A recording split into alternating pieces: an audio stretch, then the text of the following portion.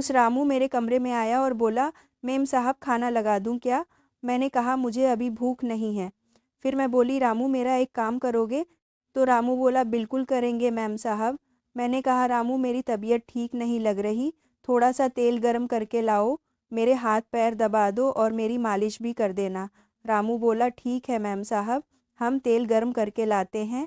मैं उस गाउन पहने हुई थी, मैं बेड पर लेट गई। रामू 5 मिनट में तेल गर्म करके मेरे कमरे में आ गया और वहीं खड़ा हो गया। मैंने अपना गाउन घुटनों तक उठा दिया और कहा, रामू मेरे पैरों को तेल लगाकर मालिश कर दो।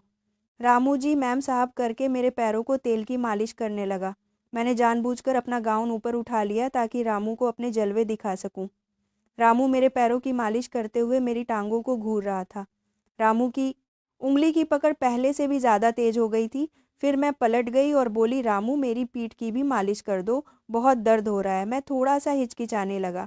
उसने कहा, मैम साहब मैं ये नहीं कर सकता। मैंने कहा, रामू देखो तुम्हें शर्माने की कोई ज़रूरत नहीं है, मैंने तुम्हें अपने काम पर रखा हुआ है और इस मालिश के पैसे मैं तुम्हें अलग से दूंगी ताकि तुम्हारा भी घर अच्छे से चल सके। मैंने उसे पैसों का लालच दिया। रामू ने मेरे गाउन पीठ से उठाकर पीठ की मालिश चालू कर दी। मैंने दीवार पर लगे शीशे में देख लिया कि अब वह मेरे बदन को घूर रहा था। मैंने कहा, रामू मेरी पीठ पर अच्छे से मसाज करो। वह कांपते हाथों से मेरी पीठ की मसाज कर रहा था। उसके हाथ बहुत ज़्यादा कांप रहे थे। थोड़ी देर बाद में पलट के सीधी हो गई और बोली, रामू अब मेरे पेट की भी मालिश करो। रामू बोला, मैम साहब ये क्या कह रही हो? रामू बुरी तरह से कांप रहा था और हिचकिचाने लगा कि रामू खुद से पहले नहीं करने वाला। वह चाहता था कि पहले मैं करूं। वो थोड़ा शर्मीला था, इसलिए मैंने उसके दोनों हाथ पकड़कर अपने, हेलो दोस्तों, स्वागत है आप सभी का हमारी एक और रोमांचक स्टोरी में। उम्मीद करती हूँ कि आपको ये कहानी बेहद पसंद आएगी। मेरा नाम रोमा है और मैं 24 साल की खूबसूरत महिला हूँ। मेरी शादी को 3 साल हो चुके हैं। जीवन में मुझे हर सुख मिला, मगर एक वो सुख नहीं मिल पाया जो एक औरत चाहती है, और वह सुख था मेरे पति का प्यार। मेरे पति एक बड़े बिजनेसमैन हैं और बिजनेस के चलते वह हमेशा घर से बाहर ही रहते हैं। मेरे पास सुख साधन संपत्ति सब है, मगर जिस चीज़ को हमेशा मैं अपने साथ चाहती हूँ वह मेरे पास नहीं है, और वह है मेरा पति, और उनका प्यार मुझे नहीं मिलता। मेरे घर में एक नौकर भी है जिसका नाम रामू है और उसकी उम्र 22 साल है।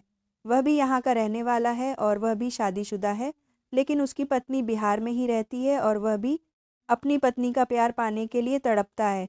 पिछले साल की बात है कि मेरे पति जब घर आए थे, एक दिन रुके और पूरा दिन फ़ोन पर ही लगे रहे और रात में मुझे बोले कि वह 1 महीने के लिए अमेरिका जा रहे हैं बिजनेस के सिलसिले में। उस रात में फूट फूट कर रोई थी। हर बार मेरा पति जब भी घर आता वो सिर्फ एक दिन के लिए ही रुकते और जो उन्हें करना होता करके फिर चले जाते, और मैं हमेशा की तरह अपने पति के प्यार के लिए तरसती रह जाती। यह भी कोई रिश्ता है? उनके घर से जाने के बाद मैंने खूब शराब पी और मेरी तबीयत खराब हो गई। मेरे नौकर रामू ने मुझे अस्पताल में भर्ती कराया। इलाज के बाद मुझे घर ले आया और बहुत सेवा की। तबीयत ठीक होने के बाद मैंने एक दिन उसे बुलाकर उसका धन्यवाद किया। रामू बोला, मैम साहब हम तो आपके मुलाजिम हैं, आपकी खातिर करना हमारा काम है। हम अपनी गरीबी के चलते बीवी बच्चों से दूर हैं, यहाँ कमाई के लिए पड़े हैं, और आप सब कुछ होते हुए भी अपने पति से दूर हैं। माफ़ करना मैम साहब, ज़्यादा बोल दिया।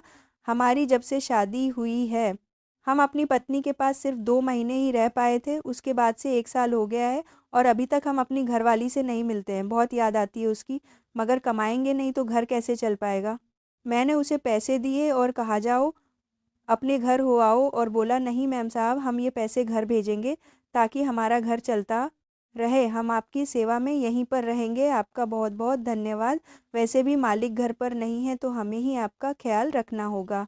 रामू की बातें मेरे दिल को छू गई कि यह गरीब इंसान अपनी पत्नी को इतना प्यार करता है और एक मेरे पति है कि उन्हें मेरी याद भी नहीं आती। कितना तड़पता होगा वह यहाँ पर अपनी बीवी के बिना, ठीक वैसे ही जैसे मैं अपने पति के बगैर। मैं तभी मुझे एक बुरा ख्याल आया कि हम दोनों एक दूसरे की तड़प को भी तो दूर कर सकते हैं। तब से मेरी नज़र रामू के लिए बदल गई।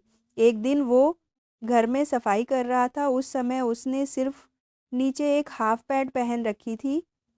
उसकी मसल्स बुझाए और बदन को देखकर मुझे कुछ कुछ होने लगा था। मैंने ठान लिया कि रामू के साथ उसकी और अपनी दोनों की चाहत मिटा लूँगी मैं। उसे अपने करीब लाने के लिए नए-नए तरीके अपनाती, लेकिन उसका ध्यान हमेशा घर के कामों पर ही रहता। मैं जानबूझकर उसके सामने छोटे-छोटे कपड़े पहनती ताकि उसका ध्यान भटके और वह मेरी तरफ आकर्षित हो, लेकिन वह तो हमेशा अपने कामों में ही बिज़ी रहता। मैं जब नहाने के लिए जाती तो बाथरूम का दरवाज़ा जानबूझकर खुला छोड़ा जा रहा है, बाथरूम का दरवाज़ा जानबूझकर खुला छोड़ा देती और अक्सर रामू के सामने मैं छोटी-छोटी नाइट कपड़े में ही रहती, लेकिन मेरे सारे हाथ खंडे फेल हो चुके थे। मुझे लगा मुझे कोई और उपाय करना चाहिए जिससे कि रामू जल्दी बहक जाए। मैंने रामू को एक बार अपने पास बुलाया और उससे कहा, आज मेरा शराब पीने का बहुत मन करनी चाहिए न है। उसे कहा, मैम साहब शराब सेहत के लिए अच्छी नहीं होती और पिछली बार भी आपने इतनी शराब पी थी कि आपकी तबीयत खराब हो गई थी। मैंने कहा, तो फिर मैं क्या करूं? मुझे अपने पति की बहुत याद आ रही है और मैं पति का प्यार पाने के लिए तड़प रही हूँ और मेरा पति मेरी बेचैनी को नहीं समझता। वो खामोशी से सर झुकाए मेरी बातें सुनता रहा। मैंने 2 गिलासों में शराब डाली और 1 गिलास शराब का उठाकर मैंने रामू के हाथ में दे दिया। उसने कहा, मैम साहब मैं शराब नहीं पीता और मेरी इतनी औकात भी नहीं है जो मैं इस तरह से शौक पालूँ। मैं पूरी तरह से बेबस थी। आखिर करूँ तो क्या करूँ? फिर मेरे शैतानी दिमाग में एक प्लान आया। मैं समझ गई थी कि ये प्लान ज़रूर काम करेगा क्योंकि मैं जानती थी कि मेरे पति को मुझसे ज़्यादा अपने बिज़नेस की फ़िक्र है और मैं इस तरह की ज़िंदगी नहीं जीना चाहती थी। हर लड़की शादी के बाद यही चाहती है कि कैसी ये प्लान कि मैंने जो नामे लड़ाने वाली प्लान उसका पति उसके पास रहे, उससे प्यार करें, उसका ख़्याल रखें और शराब शायद मेरी किस्मत में पति का प्यार नहीं था। उस रात रामू मेरे कमरे में आया और बोला, मेम साहब खाना लगा दे। तो मैंने कहा, मुझे अभी भूख नहीं है। फिर मैं बोली, रामू मेरा एक काम करोगे? तो रामलाल बोला, बिल्कुल करेंगे मैम साहब।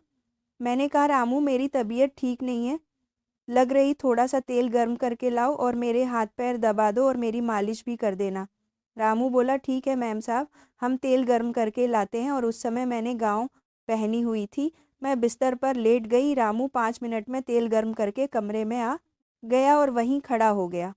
मैंने अपना गाउन घुटनों तक उठा दिया और कहा कि रामू मेरे पैरों पर तेल लगाकर मालिश कर दो। तभी रामू जी मैडम साहब करके मेरे पैरों पर तेल की मालिश करने लगा। मैंने जानबूझकर अपना गाउन ऊपर उठा लिया ताकि रामू को अपने जलवे दिखा सकूं। रामू मेरे पैरों की मालिश करते हुए मेरी टांगों को घूर रहा था।